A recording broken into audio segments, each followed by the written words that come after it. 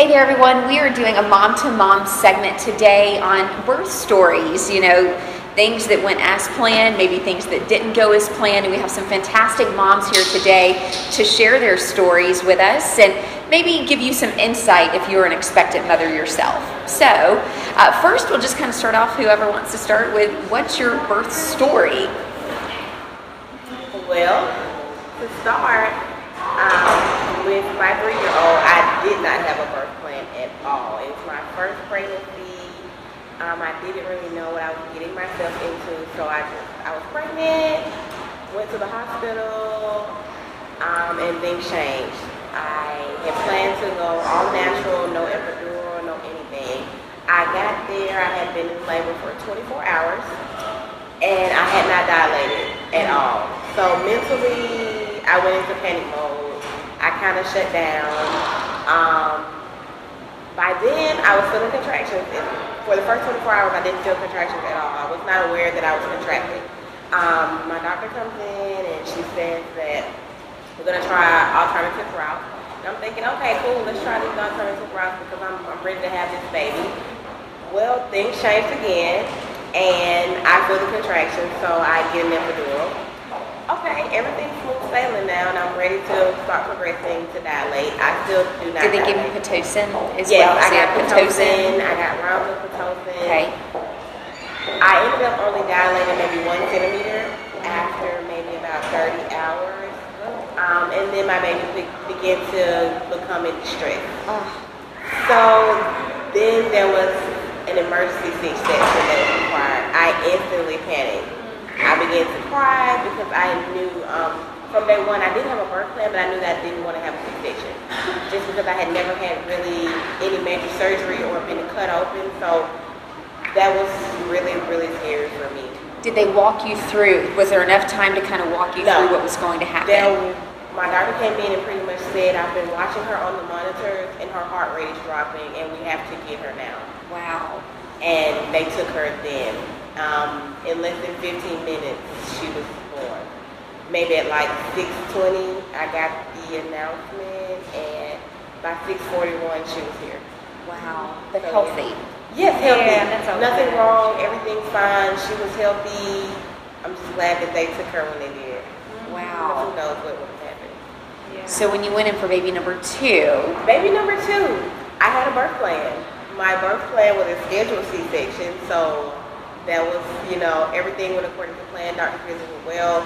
I went in that morning at 10 o'clock, you know, got my bracelets and everything, went to, you know, post-op and got all the IVs, and they rolled me back, and she was born. And we went into recovery, and everything was great. It was a little different, though, I guess, because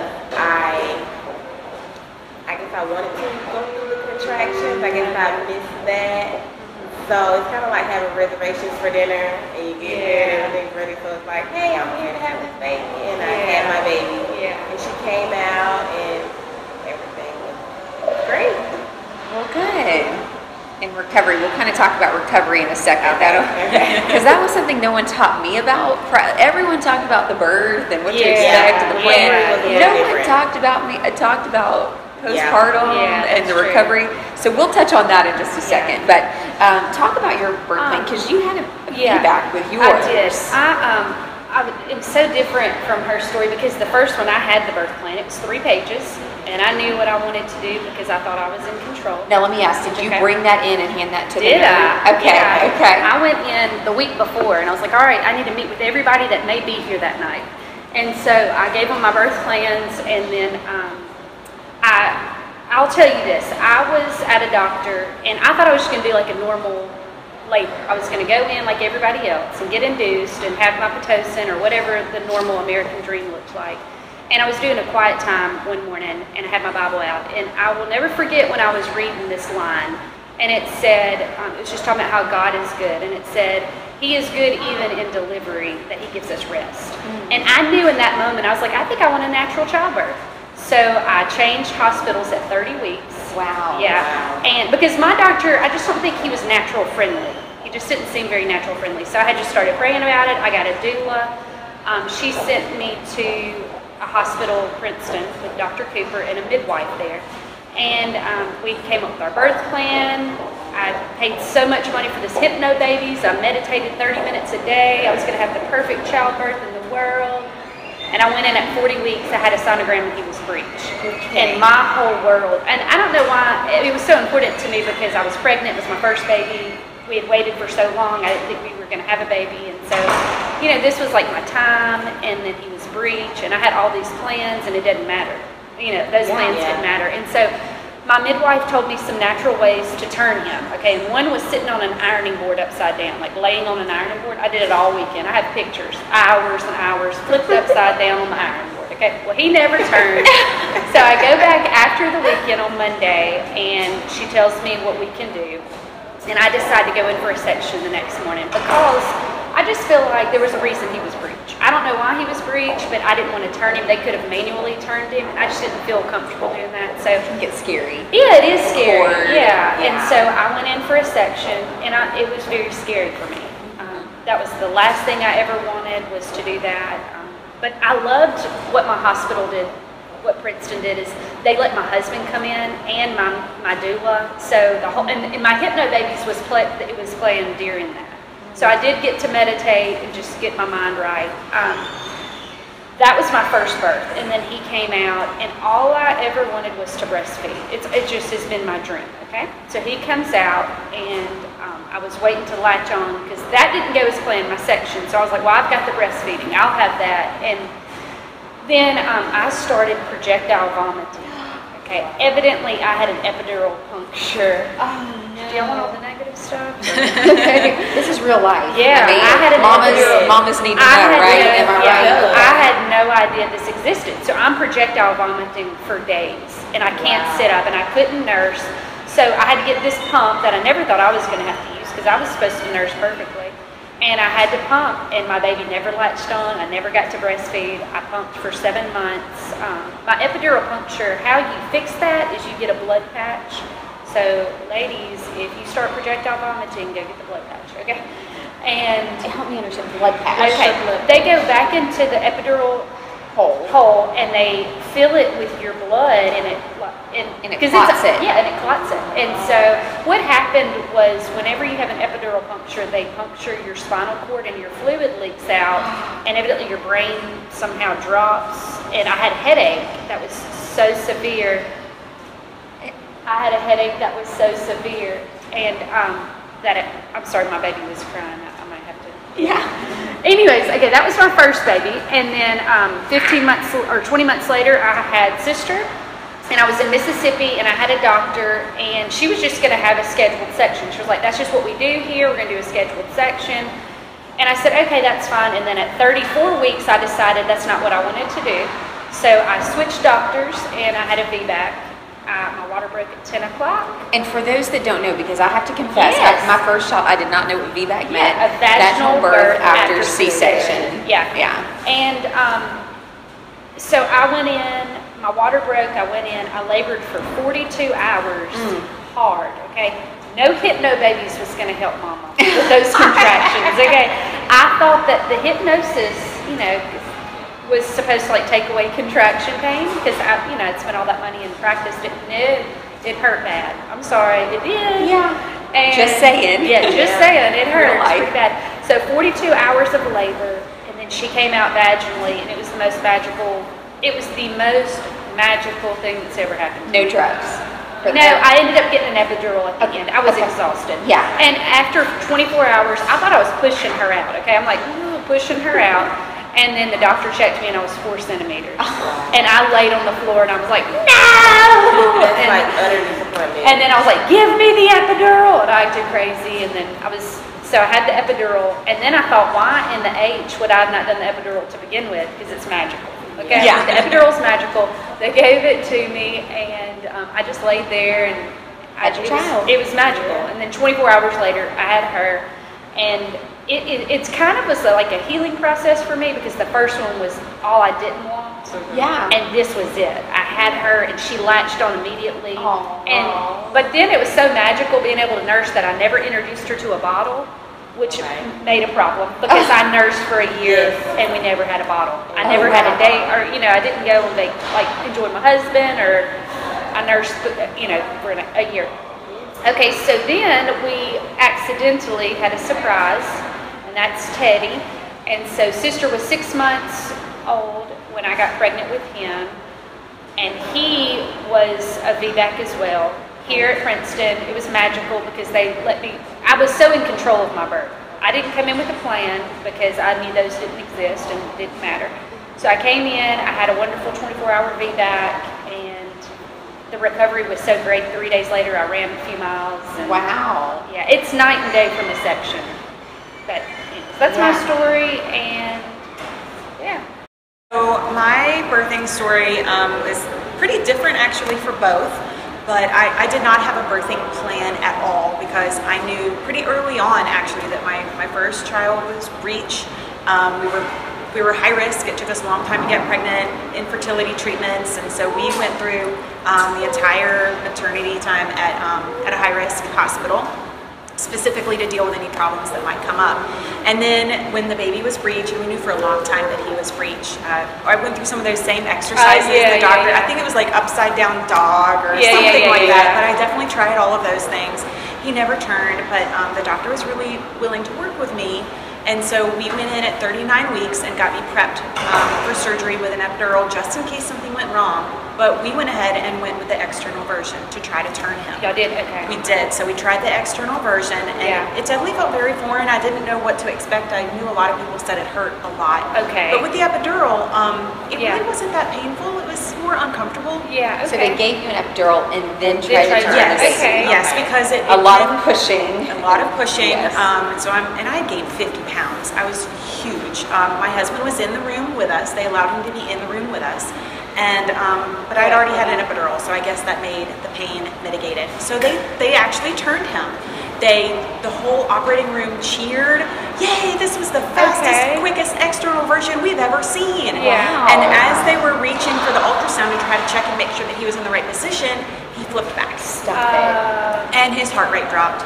And so they immediately said, okay, well, we have to take him right now. So I had no preparation.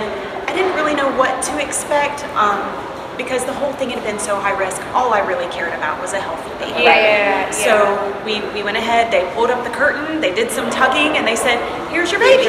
Wow. And for me, I felt so disconnected from everything. I remember specifically, they handed the baby off to my husband to go back and bathe him. And he left, and I must have been in the operating room for another 30 minutes, fully aware, fully conscious, with my arms spread out like this, with this curtain up, no clue what's going on. And I'm talking to the doctors going, are you sure you just took that baby out of me? Because it doesn't feel like you just took a baby out of me.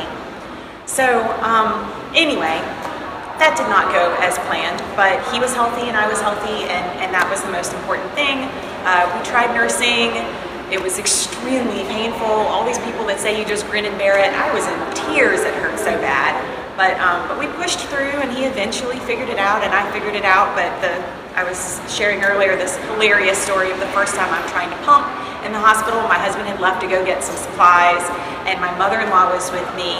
And at the time, I was, I guess, modest, trying to make sure that I wasn't showing anything. I was a first-time mom, still trying to protect privacy. So I pulled a sheet over my entire body to try to put the pump over me. Wow. Because I didn't know how it worked. No one ever teaches you that either. There's Trial and error. And it is strange. helping me. They're just trying out these different cup sizes, and my mother-in-law is just laughing hysterically. But anyway, I pumped for a long time and nursed, so that went fine, and he's healthy. My second, surprisingly, turned out to also be breech. I don't know what the statistical chances of that are. Apparently pretty unlikely, but also breech, and we knew that going in, and so I was pretty sure I was going to have a C-section. There was no talk about a VBAC. I had a new doctor this time, also at a high-risk hospital, due to all complications and things, but she said that she did not want to wait until 39 weeks to attempt to turn the baby. And so she wanted to try to turn the baby at 37 weeks, and I just didn't want to do that. My first baby had his heart rate dropped when they tried to turn him, and I was just afraid that if something went wrong the second time, maybe my body was just not meant to carry normal direction babies. I don't know. But anyway, so I just declined. I said, I'm not going to try to turn her at 37 weeks. If something goes wrong, they would have had to take her right then and probably ended up in the NICU. And so I just said, I'll just schedule a C-section for 39 weeks. No problem. Well, my body thought differently. And I went into labor the day before my scheduled C-section. On Labor Day, in the middle of the night. Labor Day, labor, in the middle of the night. But I never went through labor my first time. And so this was new for me, and I didn't know. I was calling the doctor in the middle of the night, like the nurse's station, going like, do you think this is labor? I'm bleeding. Is that normal? Should I come into the hospital? They told me to take Tylenol and get back in bed. So anyway, the contractions continued. I figured I was in real labor. I made it to the hospital in the middle of the night, and so when I got there, they checked me, and I was already 5 centimeters dilated. And by this point, I'm the one telling these doctors, the nurses and things, because it wasn't my regular doctor, because I was early. And so I'm telling them, this baby is breech. You're going to have to do a C-section. I need pain medicine now. I want an epidural now. Baby's breech. Well, it's like they didn't believe me or something. I don't know. But anyway, so they were checking and did the ultrasound. Yes, the baby's still breech. Well, I will not name any names of hospitals or anything, but I was not satisfied with how that process went. The anesthesiologist came in and started asking me all these questions about pain meds and what medical conditions I have, and I don't know whether there was paperwork I could have done ahead of time, questionnaires I could have done ahead of time. I get it, My mind was not there to be thinking about. So, they're asking me all these questions, and then the nurses are trying to prep me for C-section surgery, which they never did the first time because it was an immediate, so I didn't know that they were trying to prep me. So as I'm contracting in horrible pain, they're making me lay flat on my back, and I'm trying to answer questions while they're shaving me to prep me for surgery. I went from 5 to 10 centimeters in less than 30 minutes. And without pain meds? No pain meds, no nothing. So you had to go through labor knowing you were going to have the entire thing, knowing that it wasn't going to work. So I never did get my pain meds, because by the time that they got done with their questions, I was too far along and I couldn't lay still enough for them to do the epidural. So they're wheeling me to the operating room, and I'm crying, going like, I feel like I have to push. My body's telling me to push. I'm ready to push. And the nurses are telling me, don't push, don't push. The doctor's not here. Well, they ended up just having to put me to sleep. Because there's nothing else that they could do. And I feel like I got robbed, actually, because I don't even remember the first time I held her. The whole first day is just a blur. I barely even remember it. Turned out she was born with a cleft palate, so she could never nurse at all. So I never even that bonding experience. But again, I guess the most important thing is she was healthy, I was healthy. But definitely not ideal. So lesson to new to be moms: if there's any questionnaires or answers you can fill out ahead of time about if you know you want pain meds, go ahead and do it, because when you are in pain, I agree. That's a great point too. Getting some of that, because no one ever told me that. Like, hey, there could be stuff you could go to the hospital and fill out beforehand. I filled out like the registration paperwork ahead of time, but I was not expecting all these questions. I don't know what the holdup was. So I never did get my pain meds. Wow. She's still waiting on her pain meds, doctor. Wow. Well, I feel like I'm the only one in the room that didn't have a C-section. So, my story, but very similar. I wanted an all-natural birth. So my first, when she was born, we were in Montgomery, and I really did. All to say, I had a good birthing experience. I went in wanting natural and started contracting, went in, was dilated only like 4 centimeters, but it's your first, so I'll be honest, I was like a little embarrassed, because I'm like, here I am, like, we're ready to I get and they're like 4 centimeters, and I'm like, okay, I'm embarrassed. You're like, I've got to be in transition. So we go on, and I have my ball in there, and they're so sweet. They give me a wireless monitor and all of that, so I'm able to kind of, have the experience. Well, the day's progressing, and I'm not progressing, or very, very slowly progressing. I'm walking, I'm on the ball, and all of that stuff. So finally we get to a point, and this is after, I think the equivalent, I think it was probably 24 hours at least of like true labor, and then finally my sweet doctor comes in, and I was 8 centimeters, and I had plateaued. at 8 centimeters for hours. So I'm at 8 centimeters. I'm in transition for that whole time, feeling it.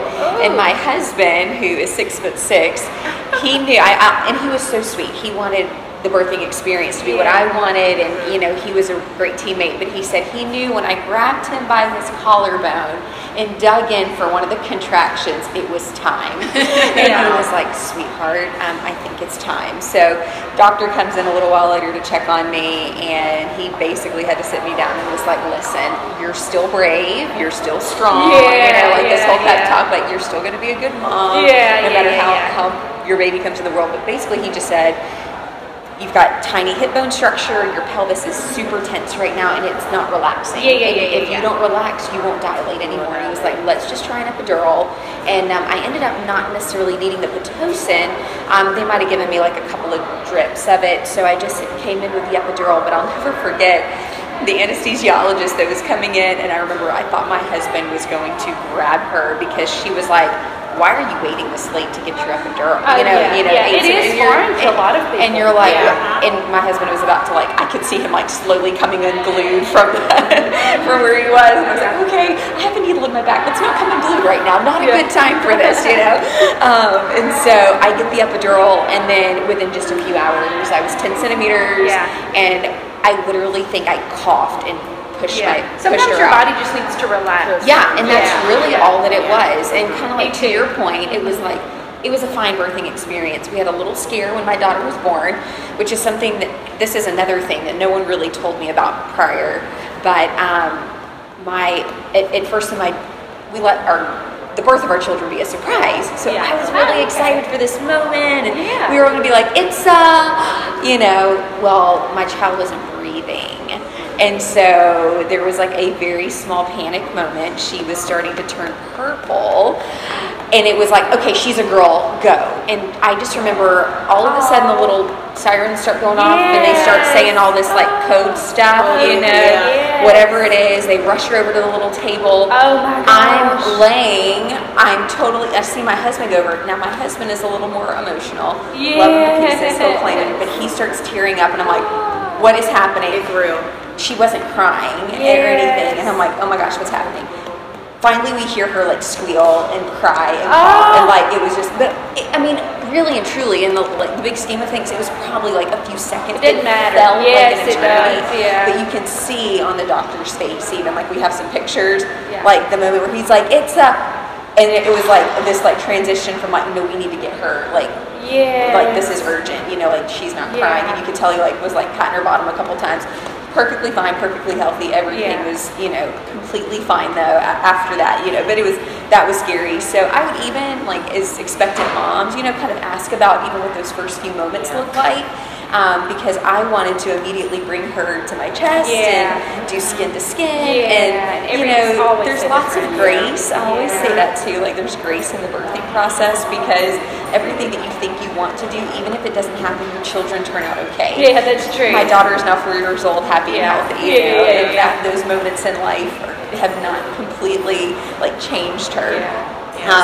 So my second one was a little bit different. I had expectations throughout pregnancy again to try an all-natural, and towards the end of my pregnancy, I knew this was a big baby. So my daughter was only like 6 pounds and some change, but my second one, I just knew, I'm like, this baby is just bigger. And so I was like, "Go ahead, hook me up with that epidural cocktail, and let's get this party going." And so after you get it, you're like, "I'll never go without it." And so how many centimeters when you got yours? I was probably 4 or 5. Oh, okay, I wanted to labor some, but I knew I was going to get it on the last time. It was in my plan. So with my daughter, I was 8 centimeters unmedicated, plateaued for 4 hours. I didn't want that to happen again. That was the hardest 4 hours. I was at 8 centimeters for 4 hours, and that was just painful because I was not progressing. And then with my son, which we didn't know was a son at the time, but my second child, when he was born, I kind of knew they were both late, so I wanted to go ahead and just have contractions. So I was never induced per se, but it got to the point with him. I was 40 weeks and 2 days, and the doctor it was a Thursday, and they were gone for the weekend. And it was like, you could either basically wait a whole other week and your child's going to gain a whole other half a pound, or we can just kind of go ahead and get you into the hospital on Thursday. I'm like, okay, let's go ahead and do like a soft induction. So we did. So I checked in at 6:30, kind of like you said. It's like having a reservation, you know, even though it was a vaginal birth. And so I'd go in and take my bags, and I'm like, all right, let's do this thing. So I was contracting a little, you know. I go in, they're like, you're 4 centimeters. I'm like, all right, let's do this. So they hook me up. 5 hours later, he pops out. Wow. But I pushed a lot harder with him, and that was the thing. At the very end with him, he ended up being almost 10 pounds, and I was really tired at the end because he had a really big head. And so I told my husband at one point, I was like, I think I can do it. He's like, you have to. Like, he's in the birth canal. Like, there's no like C-section. There's no turning back. Like, is this the recovery that you wished that was the hardest? Well, I think both recoveries in general. I never ripped with either one. Badly. I had a couple stitches with both of them. I never had like a full rip or full tear, which was great. I had great nurses, great doctors that really prepped my body. So that was great. It's just that no one tells you for 6 weeks. It's like hard to go to the bathroom. And, I mean, I guess one benefit maybe of a C-section. No. I mean, it hurts though because the abdomen. Because you can't sit up. I mean, well, that's true. It has its own. And with my third one, there was no after pain. Really? I'm telling you. Now the second one. It's appropriate if I say that my labia ripped off. Okay. My second one. Yikes. Okay. So that was very painful. Yeah. Okay, I know that now because the third one was nothing. Right. Really. Yeah. So, anywho, so that was our birthing story. So I never had the full tear, but it's just that whole recovery process. I think either way is just difficult, and no one tells you about that. What do you want the third one to look like, or do you have a plan? Or I think my plan, I'm pretty I think with each one I've been a little more easygoing. I think I want to go in and at least try to labor naturally, kind of like I've done. But I am like so pro modern medicine. So if you have to hook me up to a little drip, you know, bring it on. It's like I get it. So. And my hope is that I'm able to kind of labor at home as long as I can. We've switched locations, so this will actually be my first time at this new facility that's a little closer to our house. So, you know, we'll see how it goes. It and that's in October. And you don't know gender. Okay. Well, so we're going to be a surprise. So, there we go. I always say, I'm like, I'm going to not find out my gender until the day, and then I'm the one that finds out early. Like, okay, I'm 8 weeks, can I find out? You know, but I always want to wait. Okay. So, what advice would you give moms that are developing, let's say, a birth plan? Because we've all heard, we have multiples, and our birth plans have changed or evolved from 1 to 2 and maybe 3. So what advice would you give? Because I know, like, as a first-time mom, I think I went in, much like you, with like a very focused idea of what I wanted. This is what will happen. And then, obviously, like in anybody in this room, and I think we kind of represent more of the majority than the minority, it doesn't always go as planned. So what advice would you give moms? Not to have a hard plan. Have a loose plan, have a few ideas in mind. And really what I've learned, birth for me was very spiritual. And I just learned, like with the third one, I just prayed, God, let your will be done. And the first one was like, this is my will and this is what will happen. And the third time, you know, whatever happens is okay. And the baby's safety is the only thing that matters, and get the epidural. That's my, put that in the plan.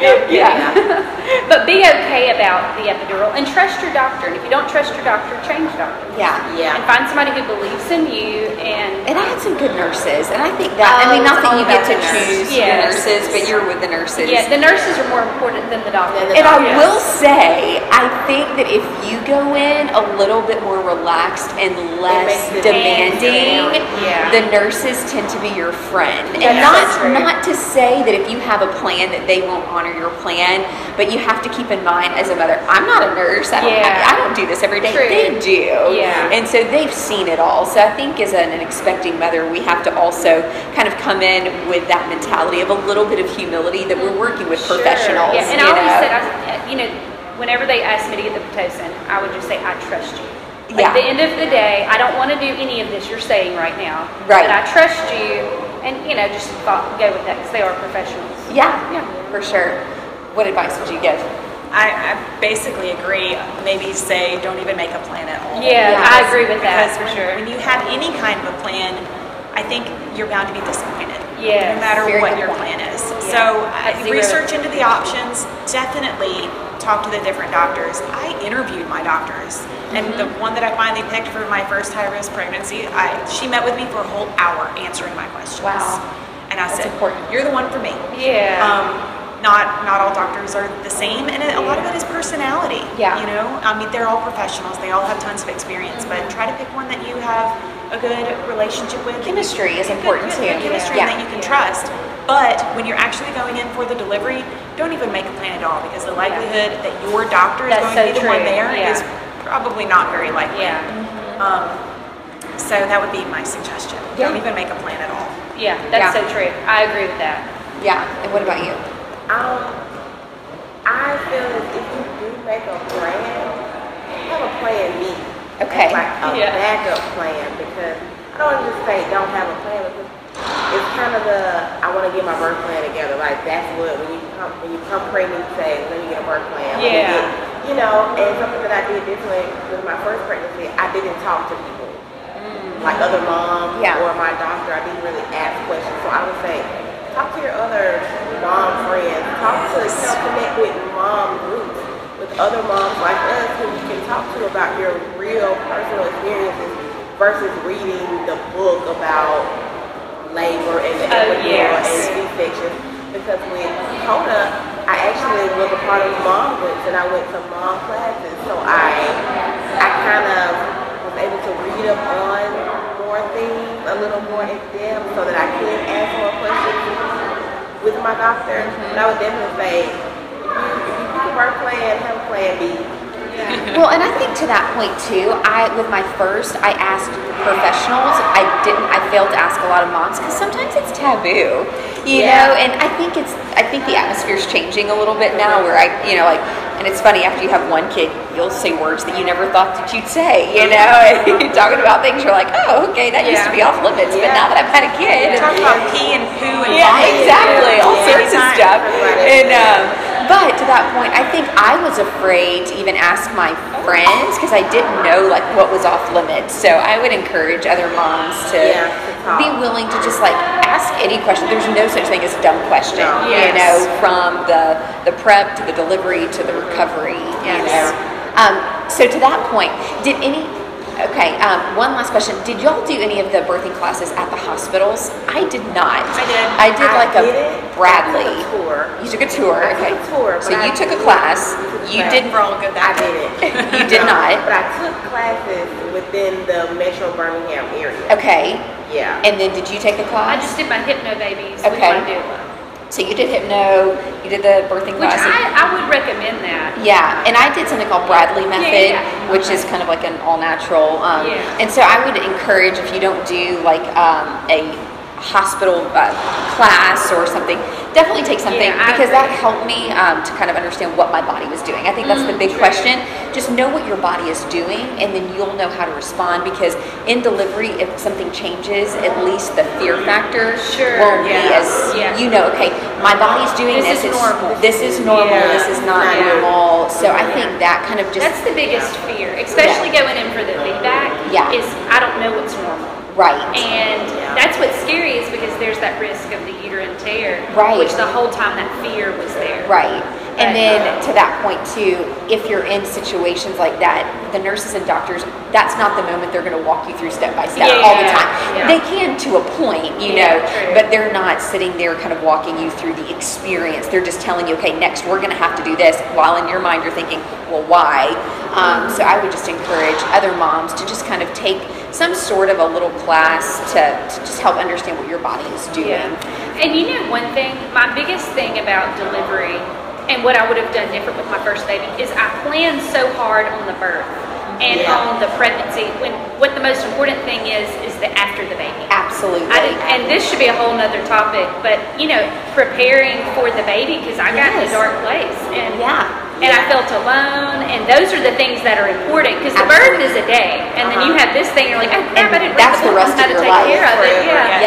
You're so right. But we could talk about that another day. Yes, that's a great point. That's really where my heart is the postpartum. Yeah. Postpartum is something that absolutely. you really, that's what you need to have a plan for. Yeah, that's right. The Definitely. community but yeah, we can get on that. Absolutely. Yeah. And then postpartum is not just the baby blues. No. Right. Yeah. It's real. And it's more than just like being depressed or wanting to hurt you. It's a body imbalance. Yeah. There's so many things you can do. I could really talk about it for forever, but yes, we will definitely pause on that, and we will get back to it. But Summer, Robyn, Carolyn, thank you so much. This has been super insightful, and I think everybody's birthing story was so different and unique. I hope that we've given some other moms some information and enlightened you to your birthing experience as well. Thank you. Good luck.